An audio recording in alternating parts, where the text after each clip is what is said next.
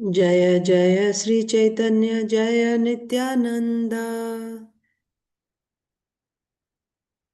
Jaya Dvaita Chandra Jaya Gaura Bhakta Vrinda Jaya Jaya Śrī Caitanya Jaya Nityananda Jaya Dvaita Chandra Jaya Gaura Bhakta Vrinda Jaya Jaya Śrī Caitanya Jaya Nityananda Jaya Dvaita Chandra Jaya Gaura Bhakta Vrinda Shri Chaitanya Charitamrita की जय। श्रील कृष्णदास कविराज गोस्वामी की जय। श्रील प्रभुपाद की जय। समवेत गौर भक्त वृंद की जय। ओम अज्ञानतिमिरान्धस्य ज्ञानाञ्जनशलाकया चक्षुरुन्मीलितं येन तस्मै श्रीगुरवे नमः। श्रीचैतन्यमनोभीष्टं स्थापितं येन भूतले स्वयं रूपः कदा मह्यं ददाति स्वपदान्तिकम्। वन्देऽहं श्रीगुरो श्रीयुतपदकमलं श्रीगुरून् वैष्णवांश्च श्रीरूपं साग्रजातं सहगण रघुनाथान्वितं तं सजीवं साद्वैतं सावधूतं परिजनसहितं कृष्णचैतन्यदेवं श्रीराधा कृष्णपादान् सहगण ललिता श्रीविशाखान्वितांश्च। हे कृष्ण करुणा सिन्धो दीनबन्धो जगत्पते गोपेश गोपिका कान्त राधा कान्त नमोस्तुते। तप्त कांचन गौरांगी राधे वृंदावनेश्वरी वृषभानुसुते देवी प्रणमामि हरिप्रिये। वाञ्छाकल्पतरुभ्यश्च कृपा सिन्धुभ्य एव च पतितानां पावनेभ्यो वैष्णवेभ्यो नमो नमः। नमो ओं विष्णुपादाय कृष्णप्रेष्ठाय भूतले श्रीमते भक्तिवेदांत स्वामिनिति नामिने। नमस्ते सारस्वते देवे गौरवाणी प्रचारिणे निर्विशेष शून्यवादी पाश्चात्य देशतारिणे। जय श्री कृष्ण चैतन्य प्रभु नित्यानंद श्री अद्वैता गदाधर श्रीवासादि गौर भक्त वृंद। हरे Krishna Krishna Krishna Hare Hare Hare Ram Ram Ram Hare Hare. Hare Krishna, dear devotees, I welcome you to today's Śrī Caitanya Charitamrita session. Today we are reading, today is the 423rd day. We are reading from Śrī Caitanya Charitamrita, Madhya Leela, chapter 9. Lord Chaitanya Mahaprabhu visits the holy places in South India, and we have to start with text 80, a quick recap of what we did in the previous session. Mahaprabhu is visiting various places in South India. So previously we saw Mahaprabhu had gone to Shiva Kanchi, Vishnu Kanchi, then to Pakshitirtha, then also to Vriddhakola. Then from Vriddhakola he went to Shiali Bhairavi's deity's temple, and he came to the banks of river Kāverī. Now from there Mahaprabhu went to Go Samaj. Go Samaj is a place of pilgrimage for the worshippers of Lord Shiva. And once again, Mahaprabhu offered prayers there. From Go Samaj, Mahaprabhu went to Vedavana. And in Vedavana is a deity of Lord Shiva called Amrita Linga. Mahaprabhu offered obeisances there. And further about this Amrita Linga, it is said, no,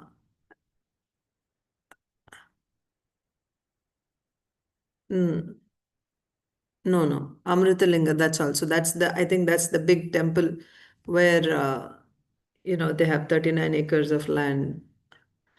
The temple is in an area of 39 acres of land and is surrounded by this area is surrounded by a wall. And then there is a 60 feet wide road. No, that's not Amrita Linga temple, sorry. That's not Amrita Linga temple. That is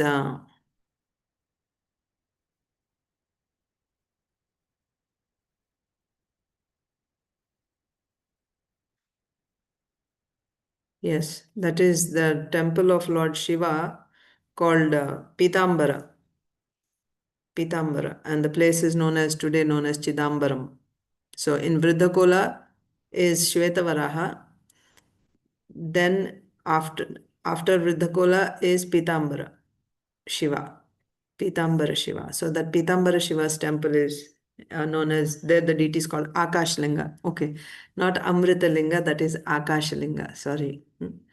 Then after Akashlinga, visiting the deity of Akashlinga, then Lord Chaitanya Mahaprabhu came to Shiali Bhairavi Devi's temple on the banks, and then arrived at the banks of river Kāverī. Then from there, Mahaprabhu went to Go Samaj, a place of pilgrimage for the worshippers of Lord Shiva. Then he went to Vedavana, and in Vedavana, the deity of Lord Shiva is known as Amritalinga. Then, in this way, Mahaprabhu visited all the temples of Lord Shiva, and the Shaivites, worshippers of Lord Shiva, turned into Vaishnavas. So from Go Samaj, he went to Vedavana. From Vedavana, Mahaprabhu came to Devasthan. Devasthan is a place where Lord Vishnu is worshipped, and there Mahaprabhu had discussions with śrī-vaiṣṇavas in Devasthan. Then from there, Mahaprabhu came to Kumbhakarna Kapala. So this Kumbhakarna Kapala is near, in the district of Tanjore. It is near the city of Tanjore. And today this place is, Kumbhakarna Kapala is known as Kumbhakonam. And there is a place called Shiva Kshetra in this Kumbhakarna Kapala. And in Shiva Kshetra, there's a big deity of Lord Shiva called Brihad Ishwara Shiva. Brihad Ishwara Shiva. And there is a large lake called Shiva Ganga. So all this is in Kumbhakarna Kapala. Within Kumbhakarna Kapala is Shiva Kshetra. In Shiva Kshetra, there is Shiva Ganga, and there is Brihad Ishwara Shiva temple.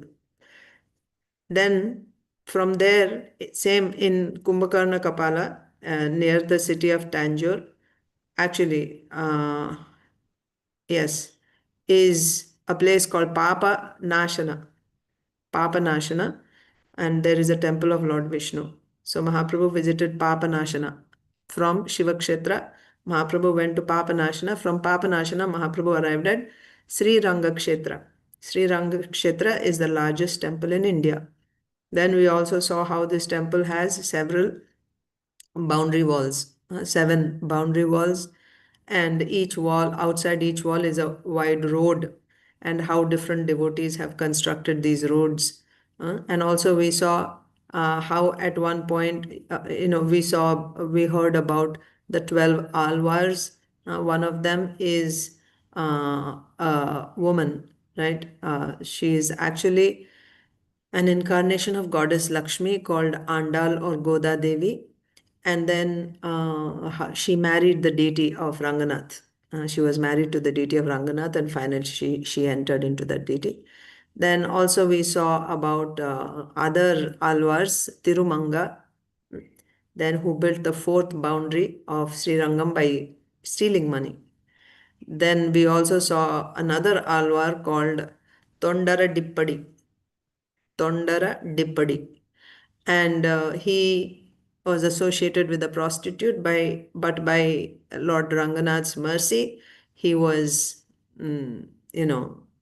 rescued or protected from that situation. And then he built the 3rd wall and also cultivated a Tulsi garden.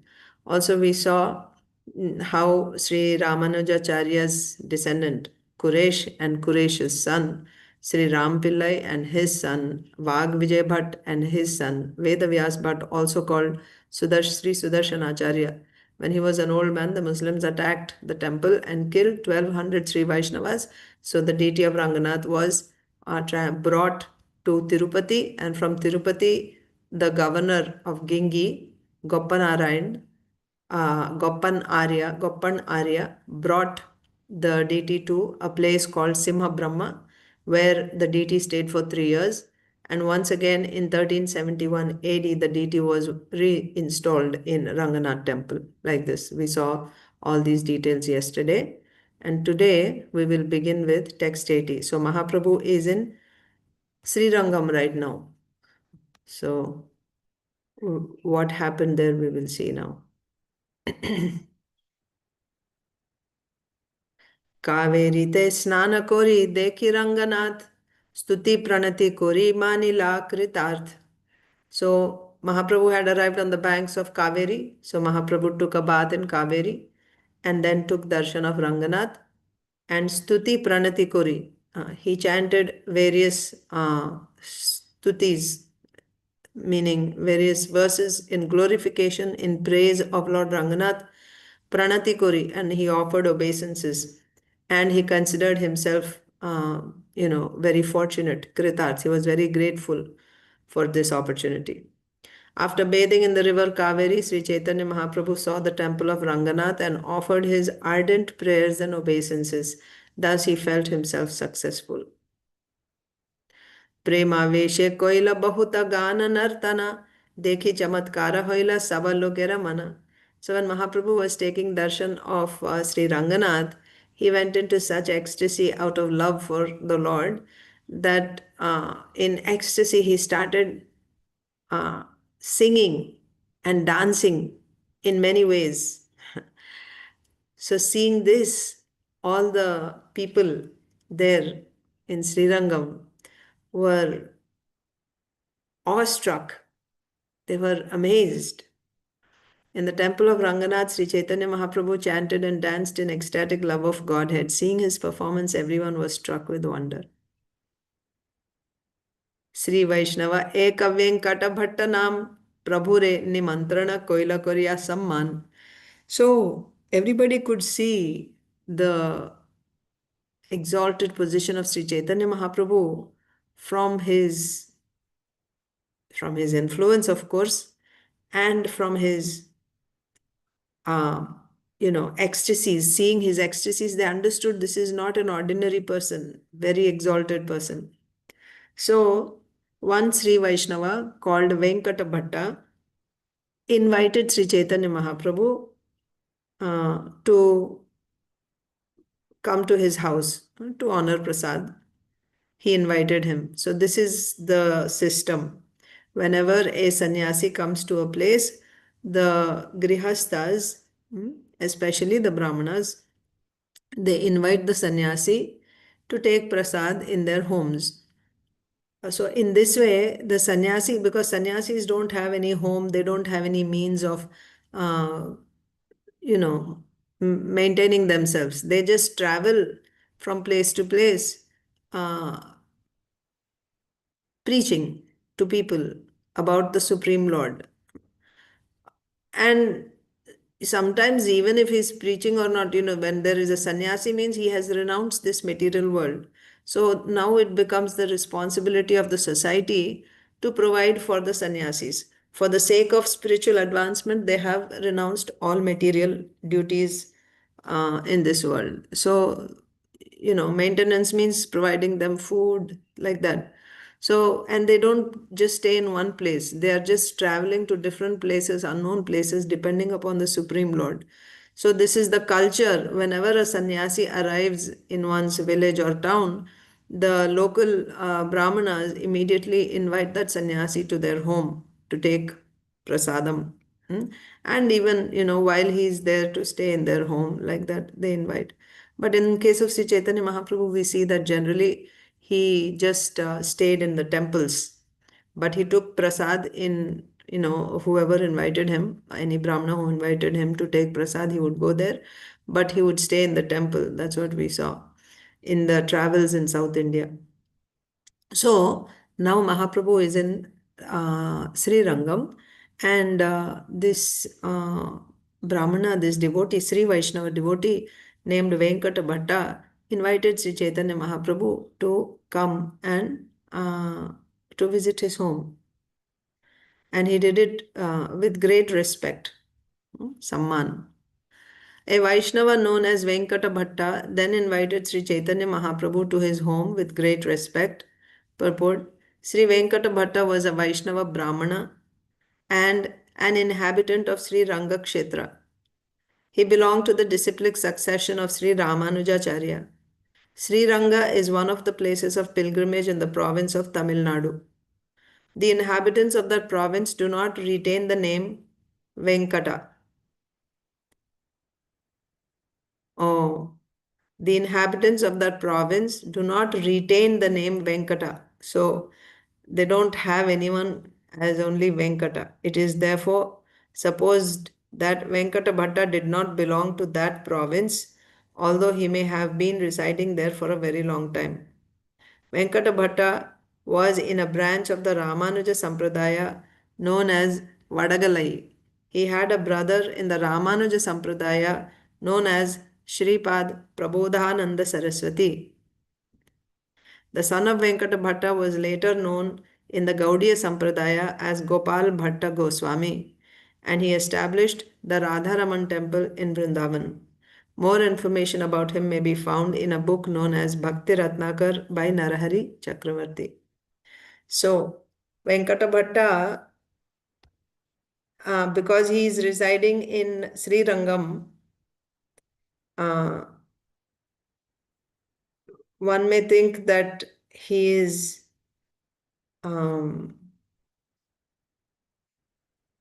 yeah.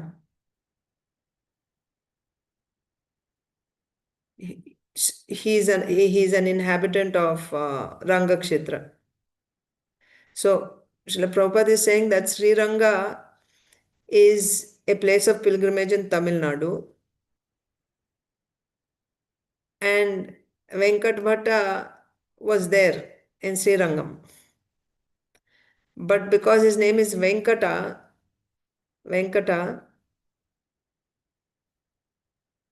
he cannot be an inhabitant of Rangakshetra, is said, because the inhabitants of Rangakshetra do not have the name Veṅkaṭa. They don't have the name Veṅkaṭa. So it is supposed that Veṅkaṭa Bhaṭṭa didn't belong to the province of Sriranga. That's the point here. Although he was living there, he was not originally from the province of Sriranga. But he's been staying there for a very long time. But he is not originally from Sriranga.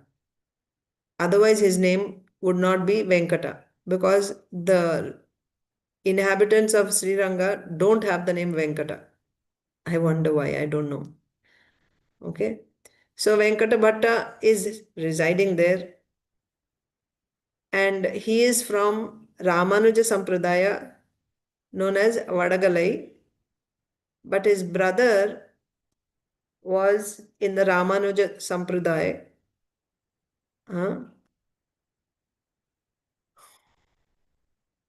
And he is known as Śrīpāda Prabodhananda Saraswati.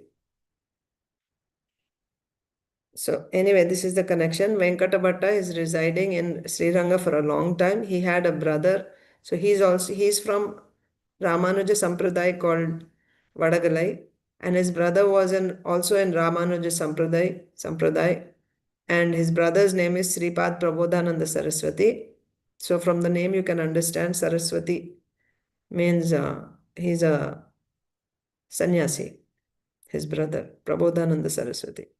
But Veṅkaṭa Bhaṭṭa was a Brahmana Grihastha, and he had a son who later on became known as Gopal Bhatta Goswami.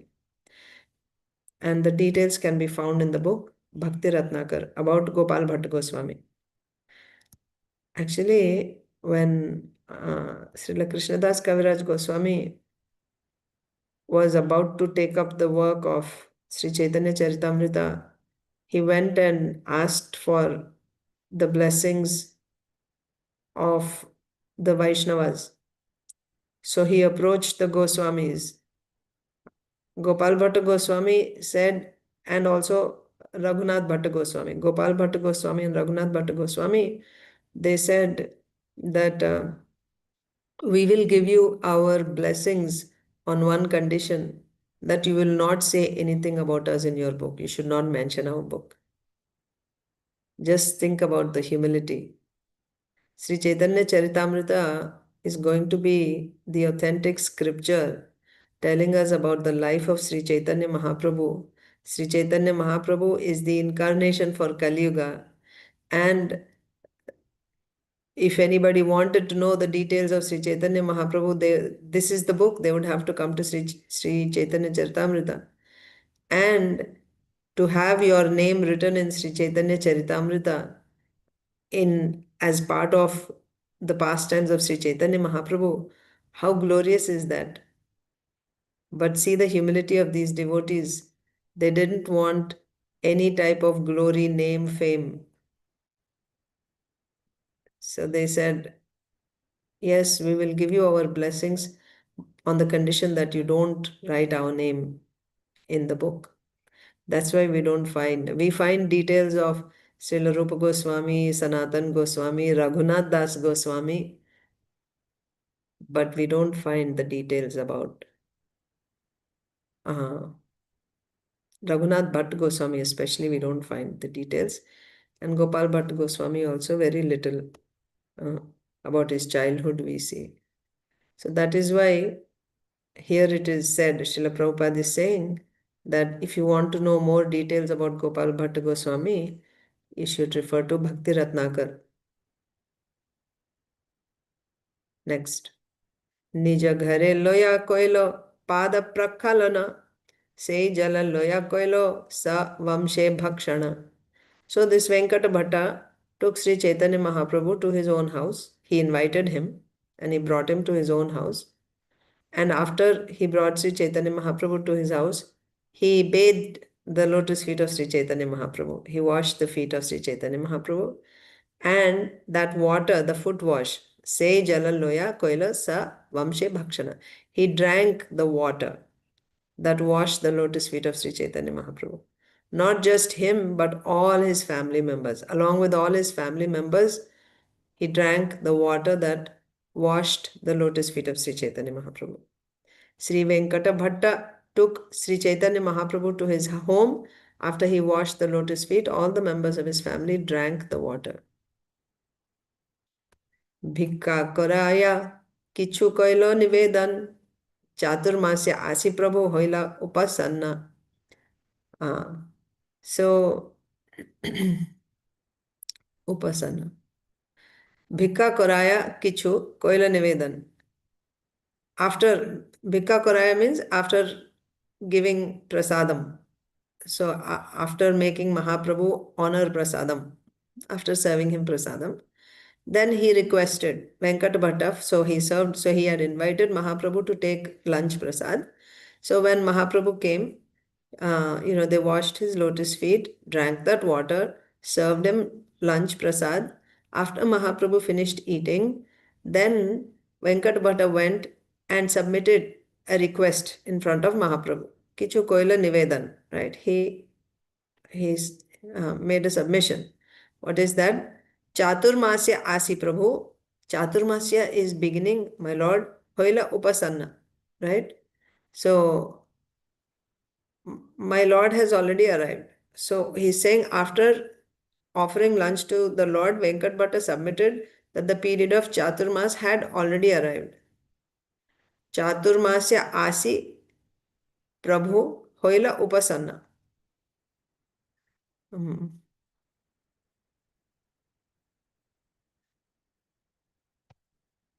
So Chaturmas is coming and my Lord has arrived, like that. So he's saying, my Lord, Chaturmas is coming. The point is Chaturmas is coming. Chaturmasya kripa kori raho mora ghare. Krishna katha kohi kripaya uddhara amare. So what is the request that Sri Veṅkaṭa Bhaṭṭa is making? That Chaturmas is coming. Chaturmas is the 4 months of rainy season in India. 4 months. Chaturmas. 4 months of rainy season.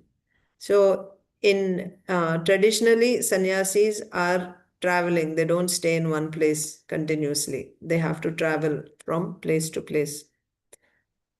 So, but in rainy season, it becomes very difficult to travel because the roads are all muddy, etc. So it's very difficult to travel. So therefore, the system is during Chaturmasa, during those 4 months of rainy season, all the traveling mendicants, the sannyasis, they just stay in whichever village they are stationed at that time. Wherever they are, they just remain there for 4 months. And while they're remaining in that village, the local members, brahmanas, they take turns serving them prasadam every day, right? They give them shelter and they also provide food for the sannyasis. And Srila Prabhupada also explains that simply by serving the sannyasis, it's also not required that the sannyasi is preaching or saying anything, not required. Simply by accepting the food which is offered, the hospitality which is offered by the brahmanas there, the sannyasi is giving them an opportunity of service. And this is going to help in the spiritual life of the grihasthas, the brahmanas there, who are serving the sannyasi. Of course, for the sannyasi to be benefiting the grihastha, he should have such spiritual power. He cannot simply accept, gifts like this. Gifts meaning hospitality, food and residence, etc. It cannot be one-sided. When the sannyasi is powerful, without doing anything, without teaching or saying anything, simply by accepting the food, he is delivering the other person. That is why the sannyasi has to be very strict in his practices so that he has that potency. Then simply by serving him, the other person is getting delivered. Like that. Of course, if the sannyasi is a Vaishnava sannyasi and he's actually doing Krishna Katha, preaching the glories of the Supreme Lord, that is the best. Like we see in the case of Narad Muni in his previous life, when he was a 5-year-old boy, the son of a maidservant. The Bhakti Vedantis, these are sannyasis, but Vaishnavas. When they came to Narad Muni's village and they stayed in the home of a Brahmana, where Narad Muni's wife, his mother, Narad Muni means he's not yet Narad Muni, this is in the previous life. His mother was serving as a maidservant.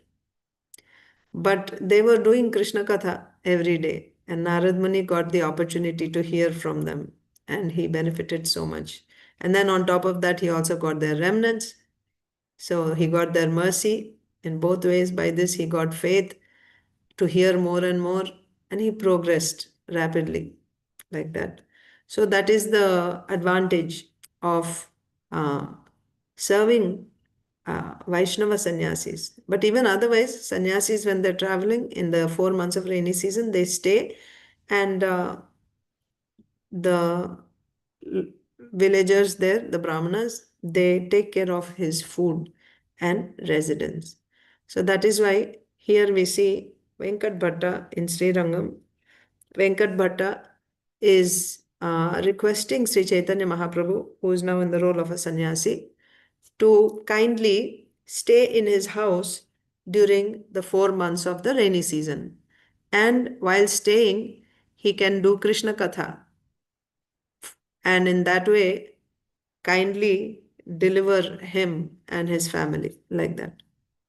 Veṅkaṭa Bhaṭṭa said, "Please be merciful to me and stay at my house during Chaturmasya. Speak about Lord Krishna's pastimes and kindly deliver me by your mercy." So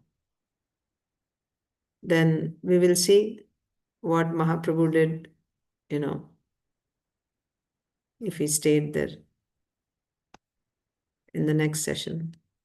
Thank you very much.